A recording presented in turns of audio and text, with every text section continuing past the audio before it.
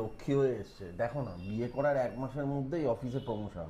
সে তো ভালো কথা, কিন্তু তুই এসব কথা যেন বউকে বলতে চাস না। সংসারের এই মারপ্যাচ তো তুই বুঝিস না, তাই বউকে এসব কথা বলতে গেলে নানান আবদার নিয়ে তোর উপর ঝাঁপিয়ে পড়বে। তাই তুই মুখে কুলু পেটে থাক। কি গো, মিষ্টি নিয়ে এলে? কোনো সুখবর আছে নাকি? কেন, বাড়ির জন্য এমনি মিষ্টি আনতে পারি না নাকি?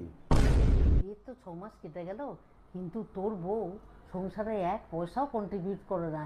বলে তো নাকি খুব ভালো চাকরি করে। বাবা, তুই একটু নজর রাখিস ওর ওপর। আদৌ চাকরিতে যায় তো, না অন্য কোথাও যায়? এই রোজ রোজ অফিসের নামে রাত করে ফেরা আমি আর বরদাস্ত করব না। আমাকে এবার থেকে লাইভ লোকেশন পাঠিয়ে যাবে যেখানেই যাবে। কি বলছো? কেন বলছো? আদৌ ভেবে বলছো তো? তুমি তো বিয়ের আগে থেকে জানো যে আমি এই এমএনসি হাউসে চাকরি করি, আমার রাত হয়। সময়ের সাথে সাথে না লোকের প্রায়োরিটিস পাল্টায়, তাই নিজেকেও পাল্টাও এবার। আগে বাচ্চা নিতে বলেছিলাম তখন তো নেয়নি, এখন 6 বছর পর মা হতে চলেছে। এখানে থাকা বড় অনেক ঝামেলা, ওকে বাপের বাড়ি পাঠিয়ে দে।